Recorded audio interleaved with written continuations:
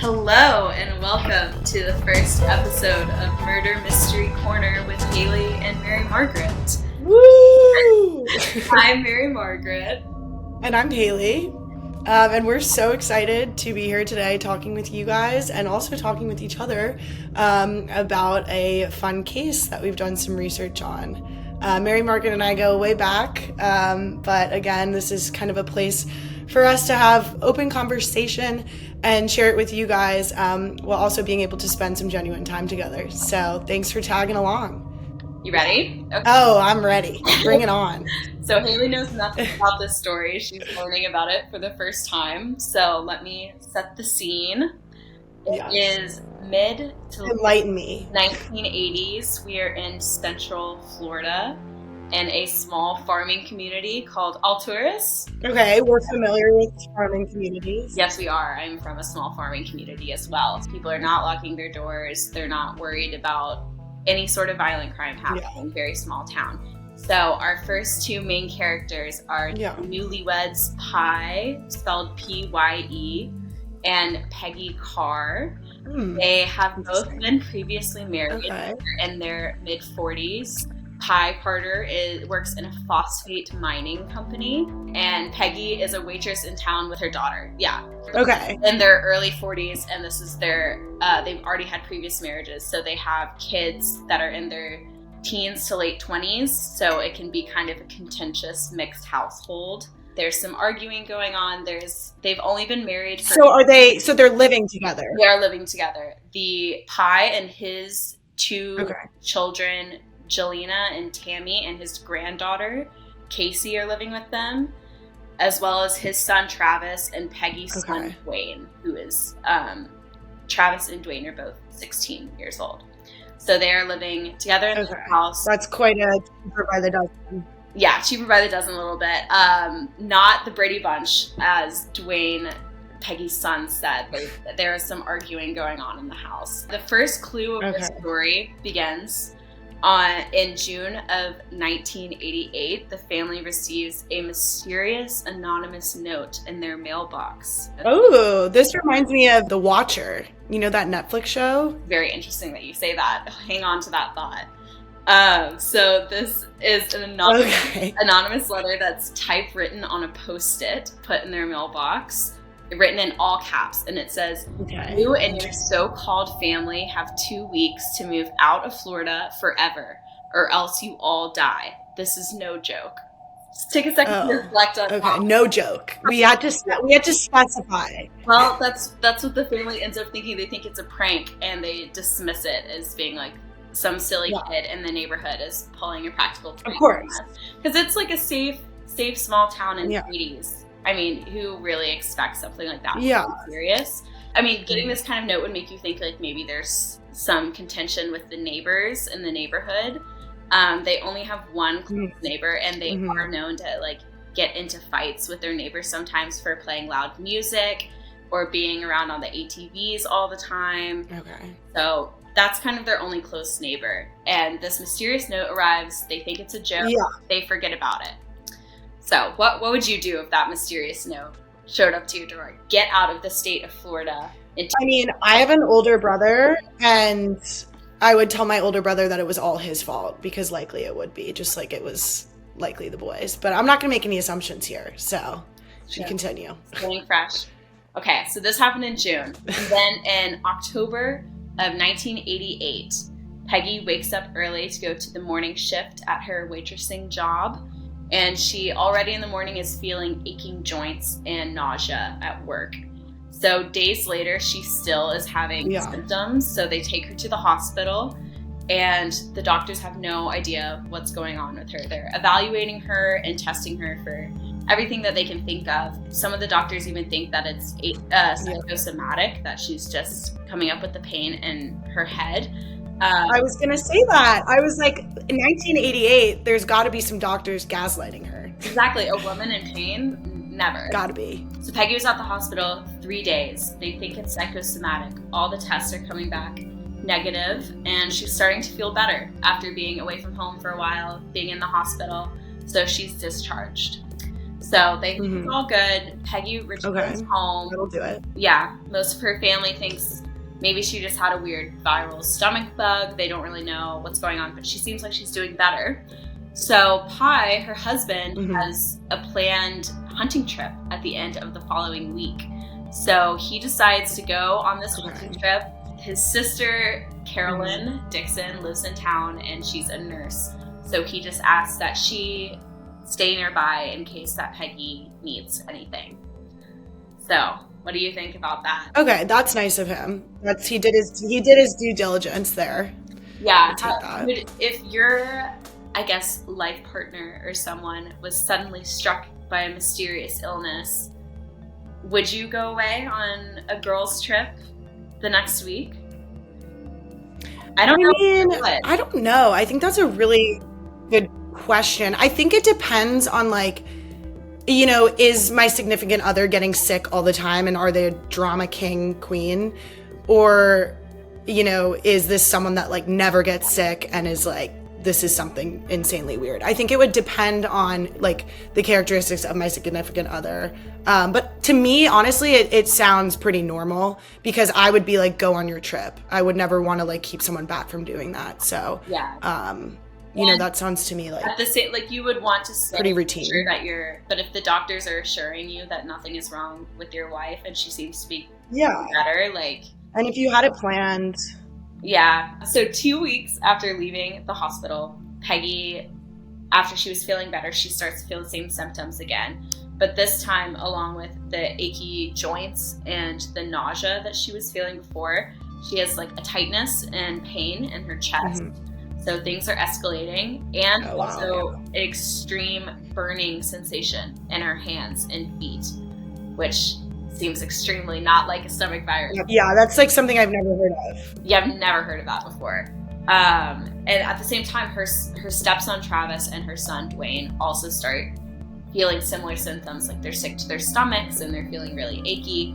And in some research I was doing, Dwayne, her son, describes the feeling as the feeling of, like, pins and needles after your foot's been asleep and it's coming back to life. It's that burning sensation times 1,000. So I can just see that feeling. I cannot imagine. I feel like everyone knows that pain. Yeah, how painful that would be. It's like immediate goosebumps. Ugh, hate it. No. So then they decide Carolyn goes to the hospital when she realizes that Peggy's hair is falling out, so she knows that something is seriously wrong. So they go to the hospital in Winter Haven. Okay. And by the time that they get there, Peggy's so weak that... Yeah, see, like, this is the point I would kind of reel it in and say, hey, something's in the water here. I don't know. Because usually it's like, okay, someone's sick, they get over it. You know, if it was just the mom, I would have been like, it's totally fine. But now I'm, like, thinking back to the note and, you know, the family's starting to get sick. So, you know, where there's smoke, there's fire.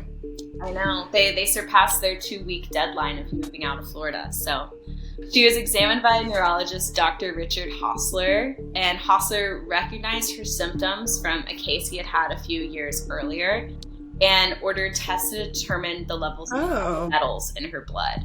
At first, they think it might be arsenic, which is a metal, but then they issue tests on thallium. And thallium is a heavy metal that all humans have in small doses, but only at very low levels because at a higher level, it's very toxic. Meanwhile, while they're ordering these tests for these heavy metals, the burning sensation in her hands and feet are getting worse, and she's delirious at this point with pain, breathing irregularly. She's very feverish, and clumps of her hair are continuing to fall out. I cannot imagine how scary this would be to be in this much pain and have these weird symptoms and to have no one know, like, what's going on with you. Yeah. Well, and also it's like, as a mother too, like, watching your children suffer and, like, not being able to do anything really in the moment to help has got to be, like, such a debilitating feeling. Like, I couldn't even imagine. Which leads me to question though, like, it was there no way to get in touch with him on his camping trip? Like, did he just decide to just completely isolate himself. I feel like at some point it's like, can we give dad a ring? Can we get him home? I mean, remember, Haley, this is 1988. This is before our time. I guess they would have had to send a carrier pigeon or something out into the woods. I don't know how they'd get a message to dad. I mean, yeah. But yeah, I know. What do you do in that situation? Then Peggy's test comes back and she had thallium levels thousands of times above normal. So it's definitely thallium poisoning. Oh. Immediately, the doctors recognized that the levels in her blood were so high that it was unlikely that she was going to survive. And they also knew that they had to contact the police right away because this is a very rare poison and there's no way for her to have gotten it in her system unless she was poisoned. And because it's so dangerous, there's criminal intent here. So let me give you some info. Yeah, so like someone had to have done it. Yeah, let me give you some info on what thallium is. Please do, because I've actually never heard of it. Yes, well, buckle up. Here's a chemistry lesson. Thallium was initially used as a medical agent for venereal diseases, ringworm, gout, dysentery, and tuberculosis. And it is among a group of highly poisonous heavy metals that include arsenic, mercury, like I said, cadmium, and lead. Thallium is tasteless and odorless, and it's considered a homicidal poison because it has no other real use.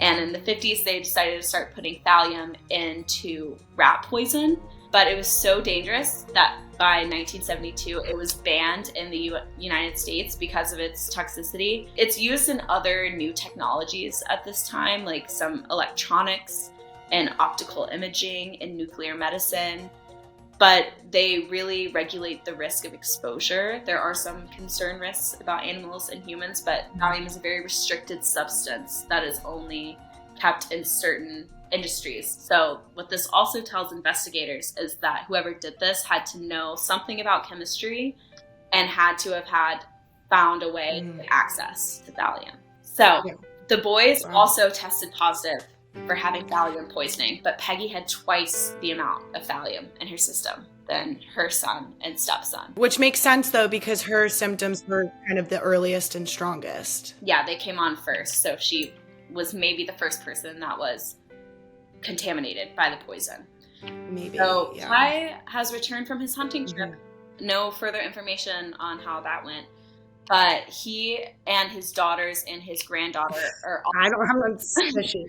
Other priorities. They also get tested for thallium.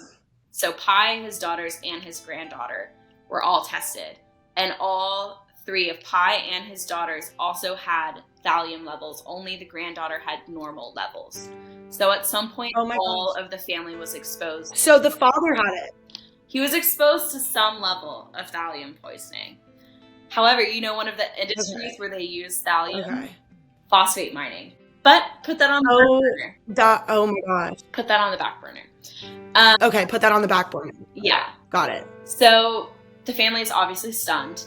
Where is this thallium is coming from? Who would want to poison their mom, Peggy, and the entire family, including a granddaughter, like a little child living in the house? Yeah. So the Polk County Sheriff's Office begins their investigation. At this point, the boys are still in the hospital and Peggy is still in the hospital, but nobody has died. So immediately upon beginning the investigation, they go to the Carr's residence and their property to see if they can find where the thallium is coming from. They test the foliage to see if it's in any pesticides that have been sprayed. They interview her family and friends to see what she ate, what she drank before she fell ill. And they even went to her restaurant to see if anything was contaminated there. But meanwhile, Pi's at the hospital every day with Peggy after he finished hunting. And every day she gets worse and worse. And one thing that stands out to investigators at the beginning is when Peggy's daughter tells the police that her mom always buys Pepsi. But weird. They heard that. They look in the kitchen. There's an 8-pack of 16-ounce glass bottles of Coke, even though Peggy never bought them. Oh, so weird. 5 of the 8 bottles are empty and have already been drunk, and there are 3 that are unopened. And they immediately sent those unopened bottles to the FBI for lab testing. That's so weird. So none of them drank these bottles. Like, they just came home to a pack that was empty with no idea like who had drunk them. They drank the Cokes, but none of them bought the Cokes because they're a Pepsi family. So Peggy just okay, but no one like in a big family, you're not wondering like who brought home the Coke. It's like someone must have just like picked it up from the store or something. You're not kind of pointing fingers. They're the house Cokes. Maybe someone got them at like a barbecue. I don't know, potluck, whatever. Yeah. So mysterious Coke. Yeah, I feel like I wouldn't really question that either. No, me either. You see a Coke and you drink it. Maybe they're out of Pepsi. I don't know. You don't ask these questions in a busy day. Yeah. So 2 weeks after she went back to the hospital for the second time, Peggy is unable to speak. Her sister's often with her sister Shirley, and they're both daughters of deaf parents. So she's still able to communicate by signing to her sister with sign language. And that's awesome. Her sister says that she just kept asking why. She just wanted to know why someone would poison her. It's very sad. And 6 weeks after she first felt the symptoms, Peggy falls into a coma, and she is on life support for 2 weeks. Travis and Dwayne remain hospitalized for several months of being in the hospital, but they eventually recover. So the boys are okay. Peggy's in a coma for 10 weeks. And then on March 3rd, 1989, Peggy Carr was removed from life support and she died. Very sad. Wow. Very sad. So now Peggy has passed away. This has turned from just a poisoning case to a murder investigation. Mm-hmm. So are you ready to get into the murder investigation segment? Let's dive in. First things first, the FBI gets involved because they don't know if this is a targeted attack or if this is some type of product tampering, which product tampering is an under FBI jurisdiction because it could go through state lines. So they determined that there is thallium in the Cokes that were found in the Carr's house and that each bottle was individually opened, poison was put in, and then resealed. So it's very unlikely like this was happening on a large scale. So this makes the police and the FBI agree this is a targeted attack against the Carr family. So now, the resealing is interesting to me. I wonder, like, someone had to also know then how to reseal a Coke bottle. I feel like that's not really just something you can just like pick up. And these are the glass Coke bottles that have like the bottle cap on. So yeah, no, I'm thinking about it because that's my favorite kind of Coke is the glass Coke bottles. Those are the best ones. But I'm thinking it's like those tops that you just kind of pop off. So it's got to be some sort of knowledge there. That's not something I could do. That's for sure. Yeah, and a lot of focus for sure. So now with a lot of focus with friends and family, there are no leads pointing anywhere. The police don't know who could have done this or why. They still don't have any more indication on motive. So obviously the first place that you start an investigation like this is at the family, especially because most people in relationships, long-term relationships, if they're murdered, it's statistically more likely to be their partner. So obviously attention goes to Pye right away. Yeah. Only logical, right? So they questioned Pye Carr and they discovered that he had recently taken out a sizable life insurance policy on Peggy. And they had also heard accounts of Pye acting violently towards other people. And they were interested to learn more about his work at the chemical laboratory where his phosphate mining job worked. And also there are some reports that a few days before she started exhibiting symptoms, Peggy left the house to stay at a motel for a few nights with her kids. She thought he was cheating. They'd only been married 7 months and already there's some contention happening. There's life insurance policies getting taken out. Okay. There's fights happening. There's a fair bit of circumstantial evidence there to start suspecting the husband. But signs are not looking good for Pye. Yeah. That's definitely fishy. Things are sad. I feel like usually like when you hear big like murder cases on the news with like husband-wife kind of things, it's always like the life insurance. That's like the first sign. Yeah, life insurance policy. Red flags going off. However, they're still interviewing Pi, but they start looking at other options, as you do in an investigation. And it takes a big turn when the Polk County detective Ernie Mincy spoke to the car's neighbor. The neighbor we talked about earlier that sometimes got into beef with his neighbors for playing loud music and ATVing. So the car's neighbor is 40-year-old George Trepal, and he lives with his wife, Diana, who's an orthopedic surgeon. He is unemployed, but he has knowledge of coding and some chemistry knowledge. And detectives immediately connected what he said when they questioned him to the threatening note, because they said, do you know of why anyone would want to kill your neighbors? A very standard question that you ask when a murder investigation happens. And he responds, somebody wanted them to move out. That was the reason they were poisoned. And remember, the anonymous note said, you and your so-called family have 2 weeks to move out of Florida or else you die. This is no. Yeah. That's not very tie-dye vibe of him. I was kind of loving his vibe in this photo, but the tie-dye was misleading. It is, but it's also not very tie-dye of him. I can see, obviously, horrible circumstances. I could see this being him trying to make a joke and it not landing. Like someone that's just kind of awkward, doesn't really social cues. Like a serious case of like the bad humor. Yeah, like dark humor at like the worst time. The dad. Yeah, like maybe don't make the edgy joke with the police that are seeing if you're connected to your neighbor's murder. But I don't know. I'm not going to cast any suspicions too early to tell. However, that was the first of a couple of red flags. So, you know how I said he had some knowledge in chemistry? Okay. That's because he likes to make drugs. A background check showed that in 1975, Trepal was convicted of being the chemist at a North Carolina laboratory that was producing $7 million worth of methamphetamines for sale and distribution. Wow. Our boy Thallium is a major ingredient in methamphetamine, so he's the chemist for a meth lab and the byproducts of methamphetamine. Okay, love. So when this drug bust happened, he spent 2 years in federal prison. Here's some other tales, some red flags from George Trepal. While attending college at Clemson, one of our rivals, let's go Dens, Trepal allegedly go Dens. Trepal allegedly smeared his doorknobs at Clemson and refrigerator handle with LSD so that people he suspected of taking his things would then start tripping. And here's some more of his many red flags. Investigators also learned that Trepal... More? Oh, yeah. We're just getting started, baby.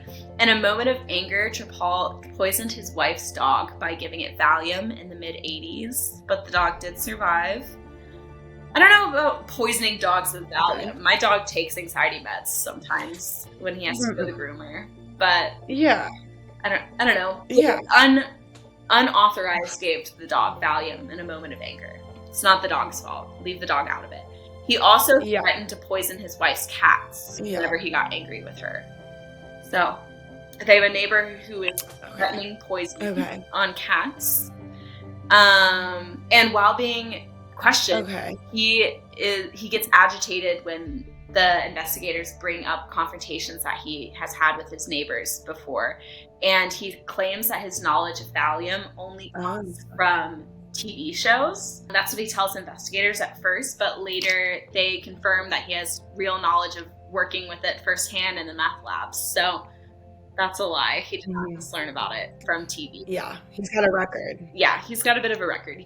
Your life will catch up to you. They also discovered that there's a history of the cars and Trepal having numerous conflicts dating back from 1982, including a lot of arguments about the loud music, arguments about the dogs chasing his cats, and in one incident, Trepal threatened to kill one of their children at the car house.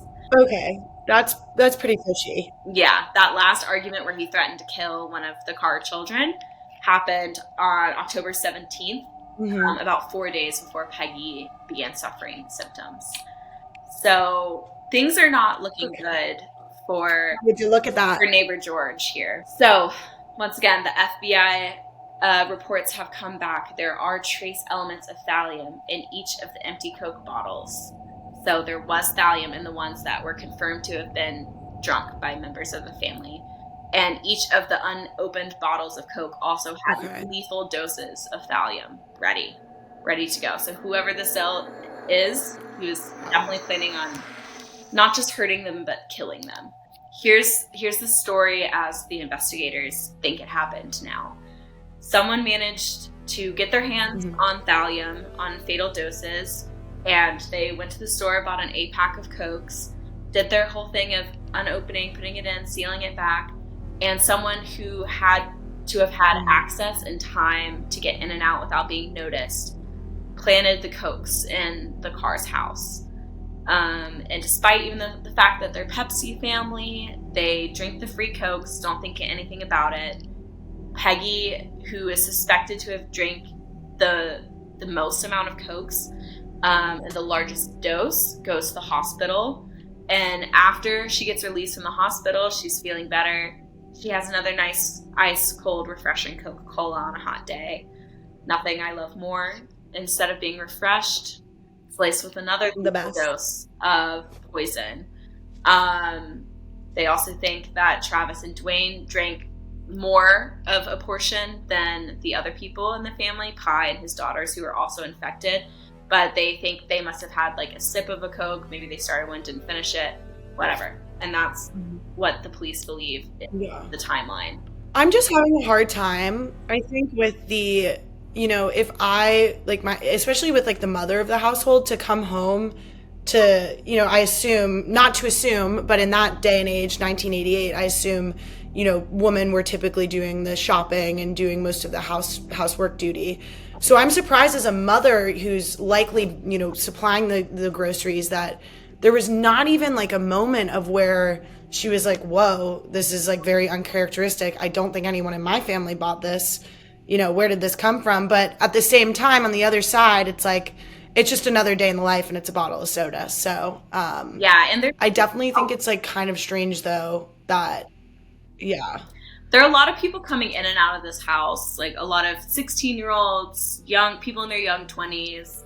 She's got a waitressing job. She's a busy lady about town. I can see maybe coming home and being thankful that someone else bought some soda, even if it was Coke, and like not even thinking anything about it. So the police know that they need to find evidence to connect someone to the bottles that are infected with thallium in the Carr's house. And at this point, they're thinking they've completely forgotten about Pi. And they are like, this guy, George, the neighbor, he has a really weird vibe. He reacted suspiciously, and he was kind of evasive when being questioned and not being upfront about his knowledge with poison and his beefs with his neighbors. So they're really suspicious of George. But they don't have any physical evidence to get a search warrant. So instead, they hatched a malicious undercover operation plan. Are you ready to hear about the undercover work? Please, I need. Okay, so both George and his wife, Diane, are members of this club, Mensa, which is a super smarty pants club. It's a society of super smart people who outperform on intelligence tests. So top percent IQ people are in this club, and they have to take these tests of arithmetic, spatial recognition, short-term memory, analytical thinking, all of those good things. And they're very active. George and his wife Diane are very active with their smart kids club, Mensa. And this is where they saw their chance to infiltrate. So in 1989, there is a Polk County police officer, Susan Gorek, who sends a letter to Trepal under the alias Sherry Gwen. I love that alias. I think that's great. Sherry Gwen, and she's posing as a Mensa member who wants to participate in their next weekend gathering. I think this is a great idea. They think it's suspicious. But he and his wife, Diane, are organizing a murder mystery weekend with Mensa. A little bit on the nose, one might say, if you are a murderer. Okay, wait. So explain the murder mystery weekend. So It's a murder mystery with these members of the society. It's like a get-together club where they're going to like role play different murder scenarios, and there's pamphlets involved, some games involved. It's like a get-together weekend, I guess, at like a hotel in town or whatever conference sister. That sounds fun. Yeah, honestly, it sounds like a good time. Yeah. Susan, aka Sherry, is going undercover at this Mensa meeting. And in preparation for this operation, she's consulted with some FBI behavioral science unit guys. And this guy, Bill Hagemeyer, he is best known for doing a bunch of death row interviews with serial killers like Ted Bundy. And he's going to be serving as he's going to be serving as an advisor to Susan while she does this operation. And on April 14th, this is 5 weeks after Peggy has died, after they turn off the life support, Susan, aka Sherry, she arrives at the Winter Haven Holiday Inn to participate in the Mensa Murder Mystery Weekend. And this is all hosted by George. Ooh. I know. Ooh.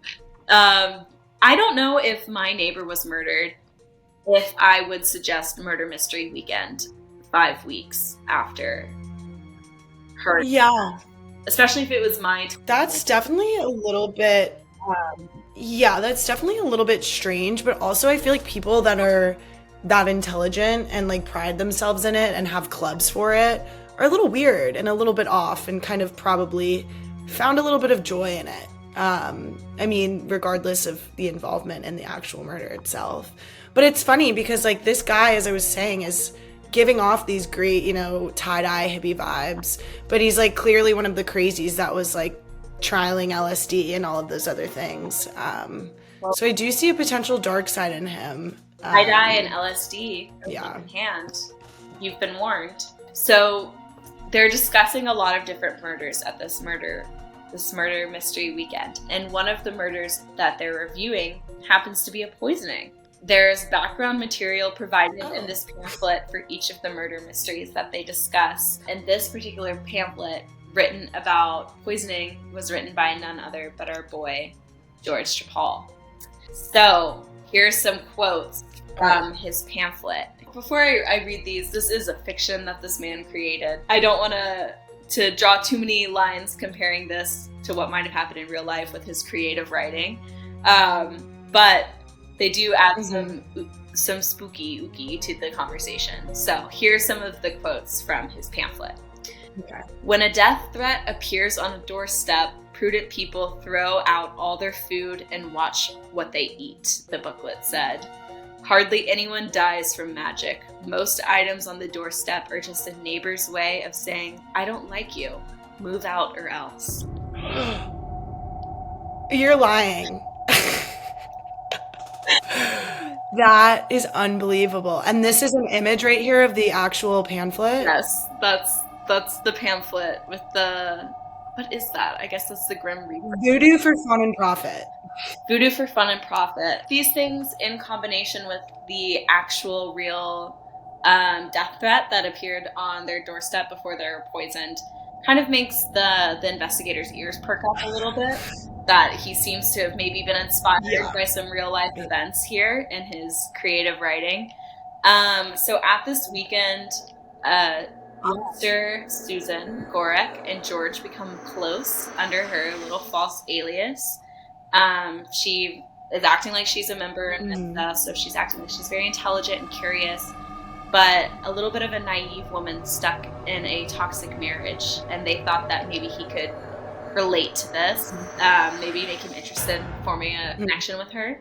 So she's saying that after they get a bit closer so that he'll get close to her, she starts divulging this fake information that she's having marriage troubles with Richard and that she wanted her divorce from Richard, that he's making it difficult.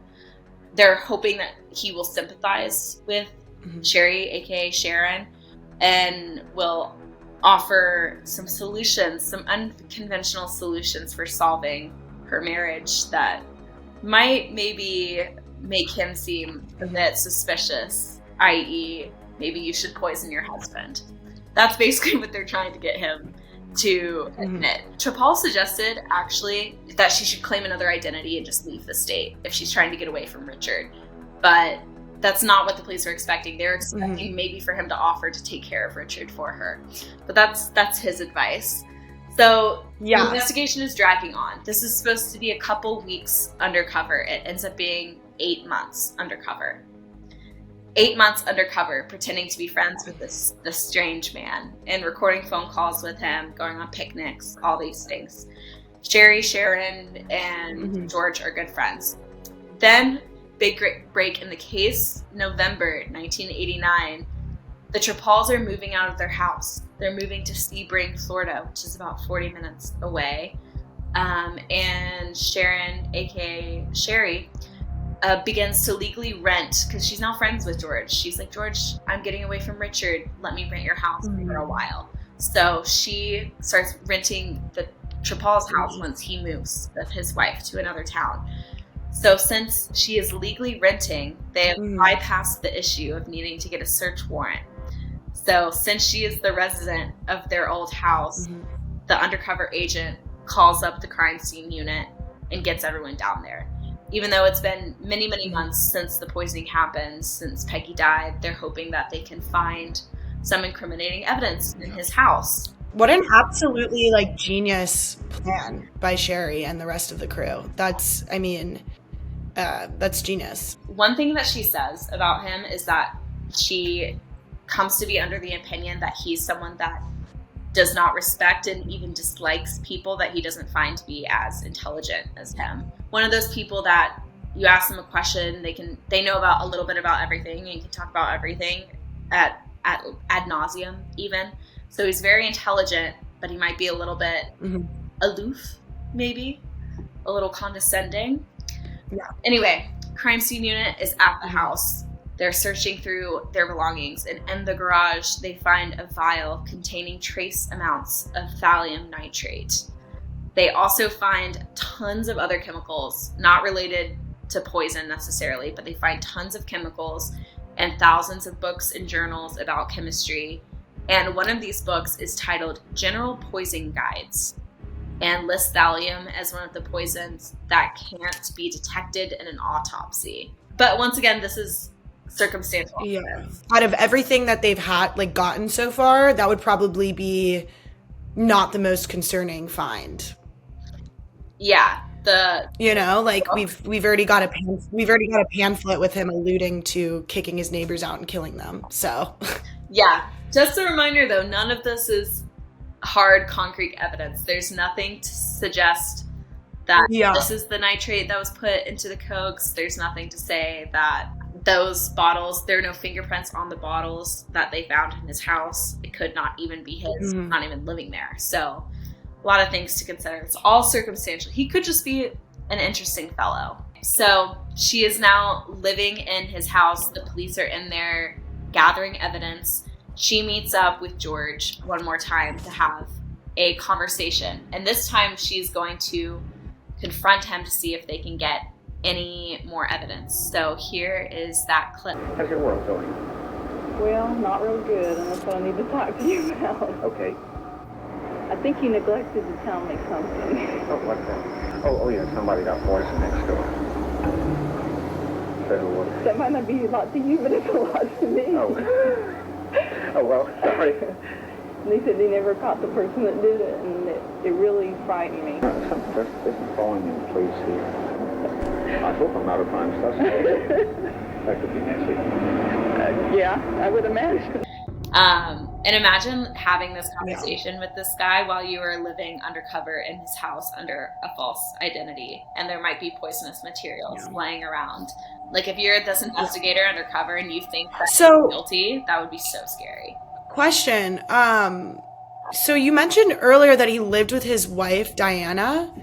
Is Diana kind of just in the background around during all of this? Is she at the house? Is she, aware that Sherry's staying? I don't know if Diana we've dived in that far, but I'm guessing that Diana met Miss Sherry Gwen at the Mensa murder weekend as well.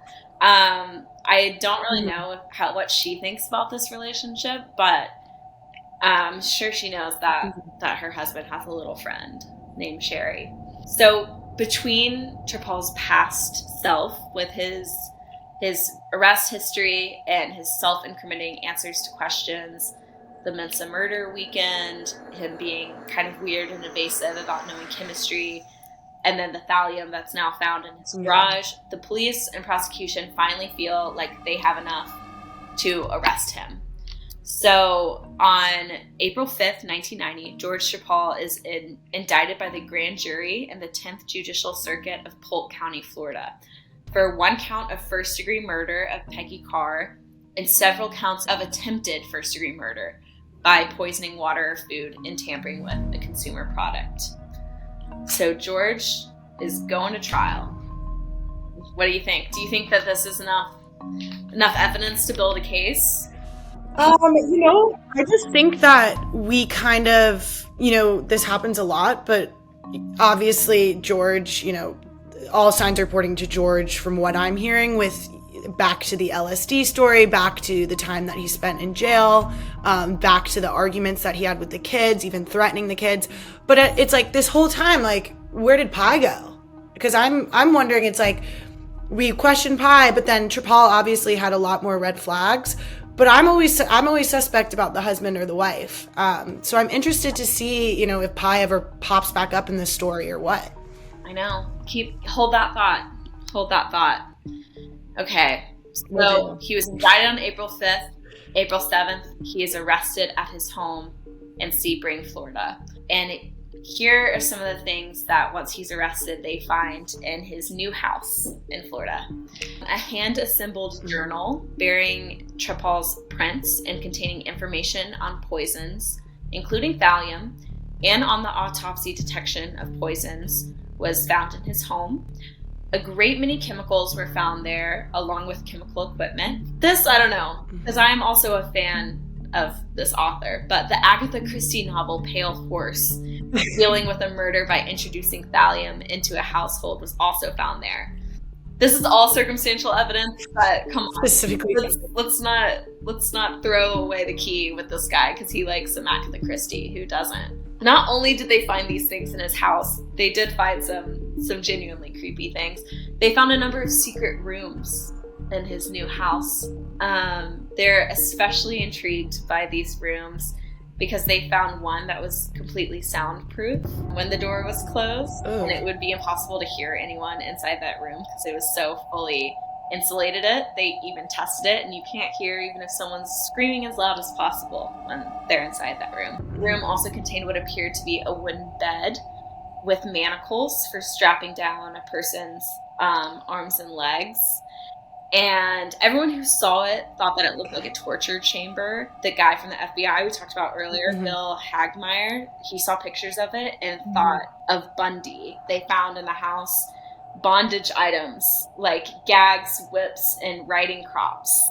So the secret room with the manacled bed and all of that can sound very serial killery, but a lot of George's friends say he's not a serial killer, he's just a little bit kinky. He's just a freak. Exactly. And, we're not going to kink shame here. I guess that's up to the pick your poison. It's either Ted Bundy torture room or 50 Shades of Grey, the red room.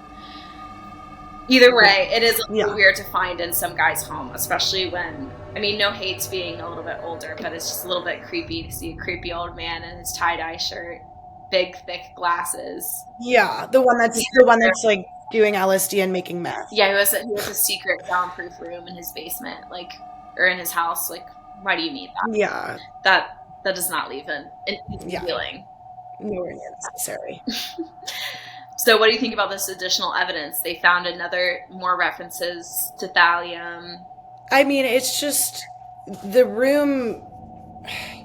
I feel like if the case was more around like a kidnapping or a disappearance of a kid or, something along those lines, for some reason the room would freak me out a little bit more. But like we were talking about, maybe he's just a freak. Maybe he and his wife are just freaks. Yeah. Not to give him the benefit of the doubt here, but You asked earlier what Diana's doing. She's locked in that room. That's what Diana's doing. That's what she's doing. Yeah. I'm glad we answered that question. Booked and busy. Booked and busy. She is booked and busy. But again, this is just seems like a lot of evidence, but when you line it all up, there's still no physical evidence. But now we're going to court. And George's defense attorney, Jonathan Stidham, said in a pretrial hearing that the state was basing its case on circumstantial evidence. George Trepal refused to do a plea deal that would reduce his sentence if he admitted guilty, which would have sent him to prison for life. But instead, since he did not take the plea deal, he is going up for the possibility of receiving the death penalty. So this is a capital case. The trial begins on January 7th, 1991. And 4 weeks later, the jury found Mr. Trepal guilty of all counts. So they find him guilty of murder and of attempted murder on the other counts against him. On February 7th, 1991, the jury recommends the death penalty by a vote of 9-3. Wow. Yeah. And this is all, recommending the death penalty with circumstantial evidence. All circumstantial evidence. The prosecution's case, to me, it seems like it was basically like he's the only one that might have known how to do it. He's the only one that physically could have done it, like get into their house, get out. He's their neighbor. Mm-hmm. So therefore, he must have done it. Yeah. And even if he is a weird guy and he's kind of gives you a weird vibe, even if that's true, like all the circumstantial evidence is pointing to him, that's not beyond a reasonable doubt. And it doesn't seem like enough to know one way or the other wherever you stand on the death penalty. That doesn't seem like enough information. Yeah. And they never even ruled out any other suspects, it sounds like. Like, they didn't even really take the time. It sounds like Sherry just spent some time with this dude and was like, I just have a bad feeling about this guy. Yeah, exactly. And they brought that up. The defense brought that up as well. They're like, there are other suspects in this case. George didn't want them to bring this up, but they did in their closing argument that it could have just as likely been Diana. She also had confrontations with the Carr family. She had just as much opportunity. And all of these things that were found in George's possession were also in her possession because she is his wife.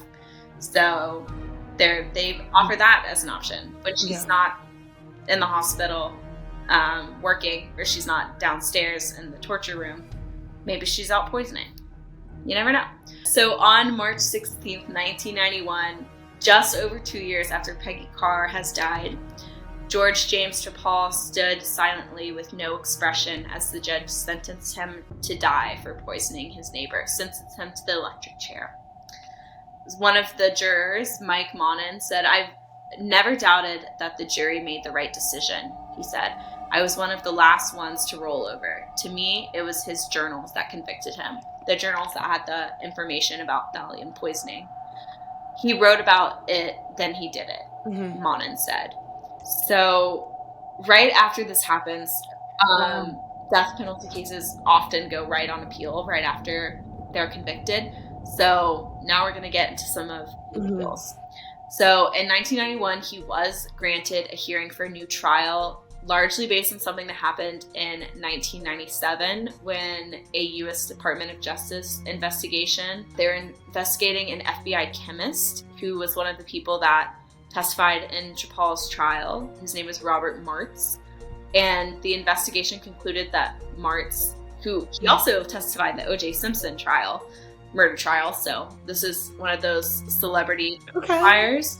The investigation concluded that he overstated the significance of his results and failed to perform necessary tests that would reach back his conclusions as strongly as he claimed.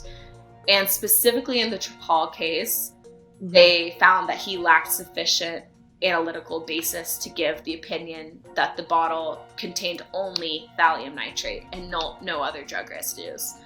So the judge called this behavior shocking and outrageous to get up there and not lie on the stand, but over-exaggerate and end up, this man was sent to be executed. Like, that's very high stakes. So George was granted a hearing for a new trial. But then in 2003, the Florida State Supreme Court refused to give him a new trial, assessing that the investigation's finding would not have led to a different verdict or a sentence because the other evidence already demonstrated that he was guilty.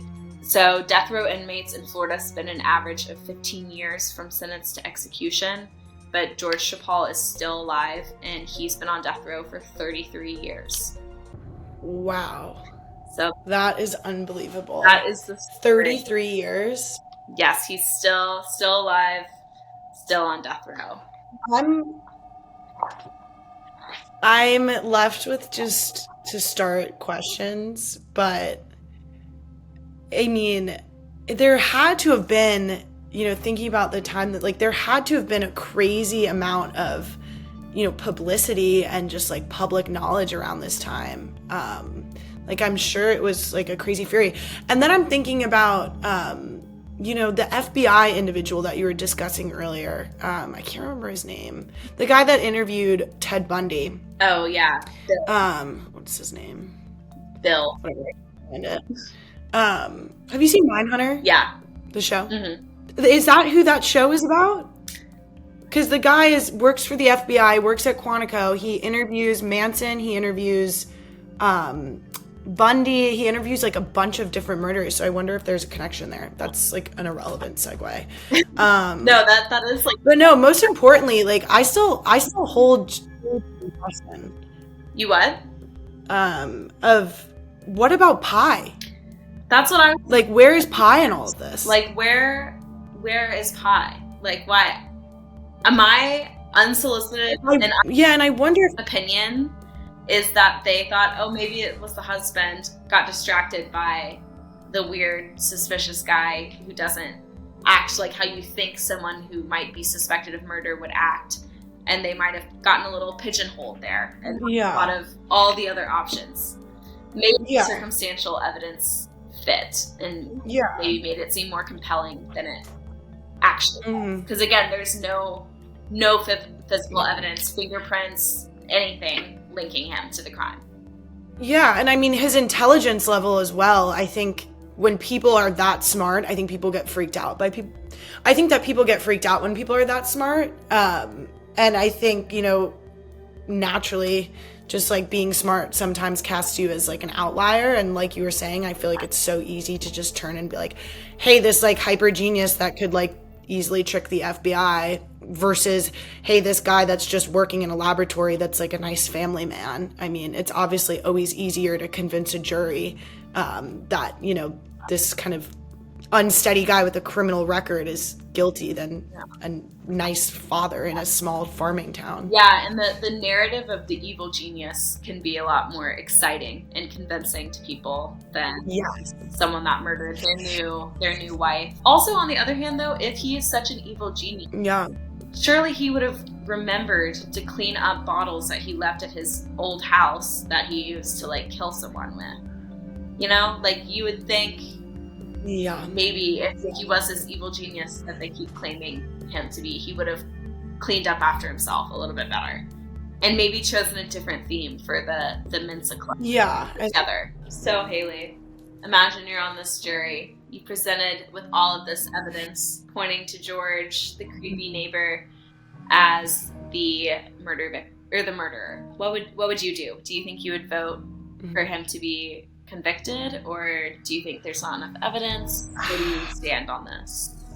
I think that there is so much evidence, and although it is circumstantial, I mean, the guy literally had a book on how to poison someone.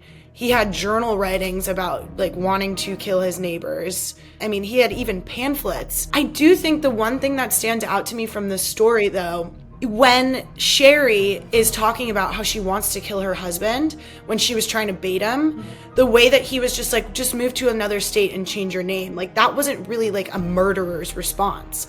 So that's kind of the thing that I'm hung up on. However, back to how much circumstantial evidence there is, and back to like the lack of other suspects, and the fact that the father also had some thallium in his blood, I think that I would I would say guilty, just because for me, it's kind of beyond reasonable doubt. This guy has a history, he has convictions, he's been around, he's been in jail before, and has threatened the kids. I think it's just all stacking up. As much as I don't want to say it, because again, it's circumstantial, I do think they did their best to get the best possible evidence that they could, and that was the best that they were going to get. Yeah, and some of the stuff from his past does show that he's poisoned people before, like unsuspecting strangers trying to steal a Coke from him. They might end up tripping on LSD. Like, yeah, he's done that before, and maybe not to the level of murdering someone, but the signs could definitely point to him. I don't know if I am completely convinced if I was on. So if you were up there. I mean, I definitely think he's suspicious, and I definitely think that it seems pretty likely that it could be him. But I don't know if I would be fully convinced without having any physical evidence that showed this was his Valium bottle. He was at the scene of the crime. There was no one placed him there at any time, but there's no proof he sent the note. So I just don't know if I would be 1,000% convinced. Definitely not convinced enough to vote for the death penalty. Okay, well, thank you all so much for joining us. Thank you, Mary Margaret, for teaching me some cool things. Loved having conversation with you all. Tune in next week as we dive into another crazy mystery tale.